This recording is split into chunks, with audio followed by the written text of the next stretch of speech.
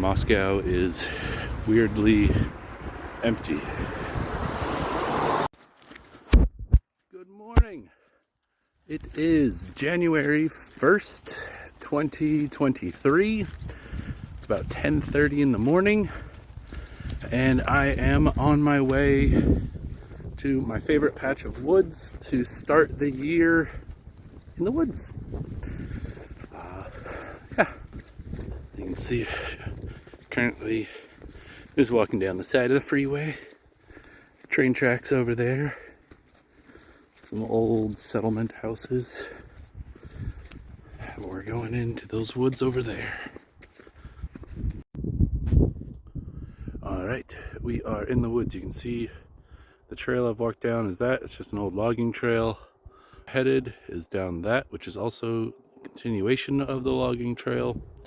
And there's nobody else out here. I mean, those are literally my tracks. But what is cool is these tracks. These are not people tracks.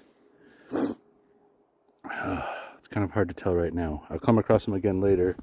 But those are some massive, massive moose tracks. Just going off into the woods.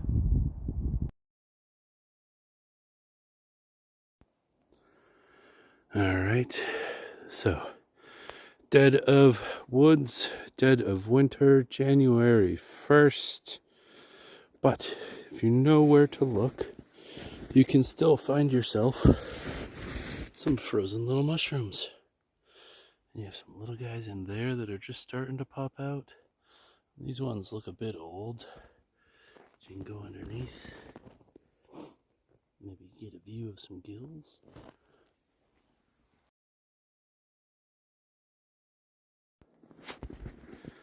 And as we're continuing, you can see it. I need snowshoes for this, but we have something else here. You might know what this is, or you might not, but these are a wonderful edible mushroom. Oh, look at them, they're beautiful.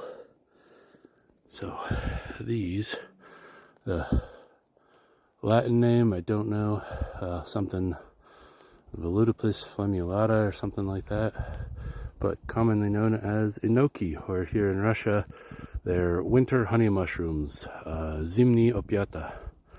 You can see they're one of the few mushrooms that grow all through the winter. How beautiful is that? And you can tell that that's them because the stipes turn brownish, almost velvet-like, right? So the other name for them is the velvet shanks. And you can see they're not even frozen. They're still relatively soft. Oh, I just broke that one off. It's all right. I'm going to collect them and take them with me because they're delicious.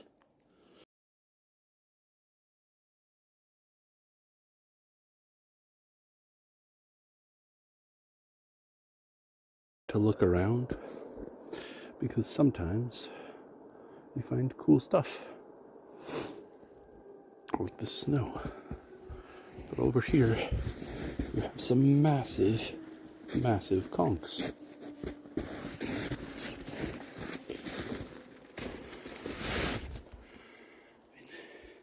Look at the size of those things. Those are not small. I'll have to come back when winter is over. And you can see over there on that tree there's a bunch more. They're all around. They grow everywhere.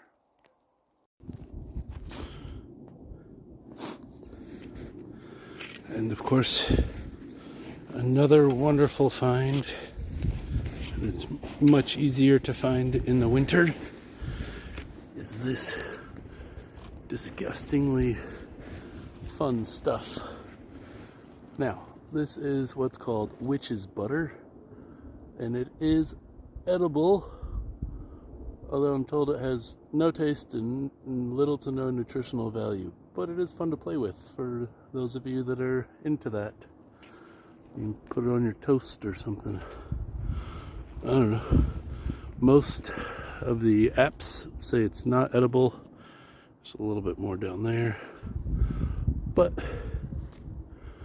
Here in Russia, they collect it and do something with it.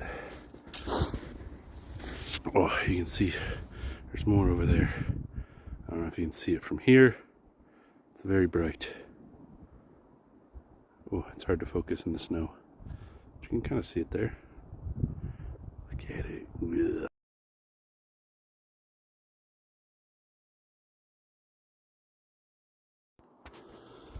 Alright.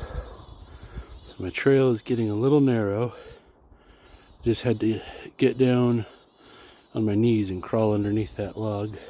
But it's cool because changing your perspective changes everything. So while down there crawling under the log, I noticed some bright orange shining through the snow over here. And if you look, we have a nice little enoki just chilling. And some more running down that log. Fun times.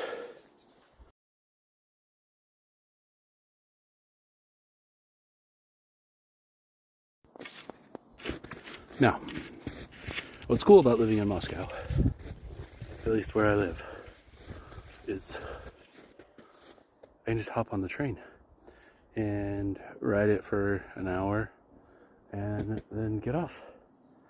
And I'm in the woods. I'm here. However, I was not paying attention to the time and I just missed my train. Well, I didn't miss my train, but my train comes in 10 minutes and I am a solid 45-minute hike from the station through the woods. So I will continue exploring. The next train comes at 2. So I have like an hour and a half to get back to the station. So we'll see what else I can find for you guys. And we're back. And to be honest, I don't actually know what these are. I mean, they're jellies of some sort, but they're not the witch's butter jelly because those are like bright orange. These are, it's hard to focus on them because we're too close. I wonder if I can zoom in and focus. Ooh, macro. I don't know if that's what macro is, but interesting.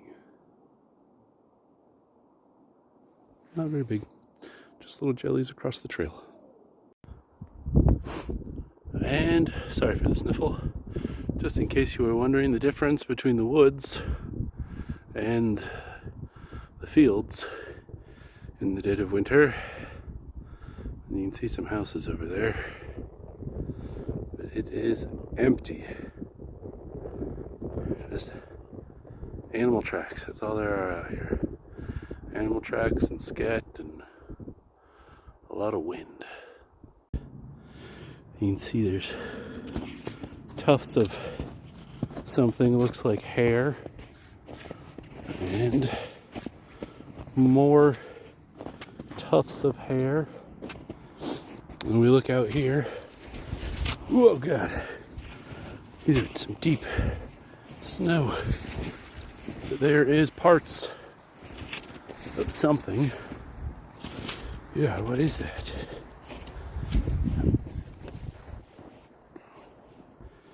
Oh, it looks like a pelt of some type.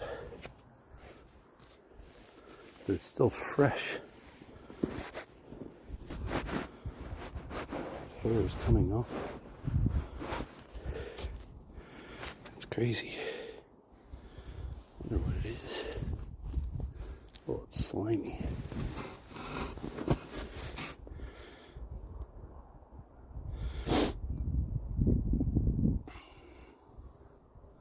Interesting. All right. And here is prime example of probably the funniest and best part about mushroom hunting is you'll spend hours in the woods looking and foraging to see what you can find. And then on your walk back to the train station, right next to the road, you'll find a tree like this, which doesn't look like much, but then you start looking up and you have enoki. Enoki, enoki, and it just keeps going up and up and up until you get awesome, I don't know if you can see those massive oyster clumps there at the top. Man. And so not only does that tree have mushrooms, and you can see there's oysters up there. I don't know how well you can see them with this phone, but zoom out, pan left,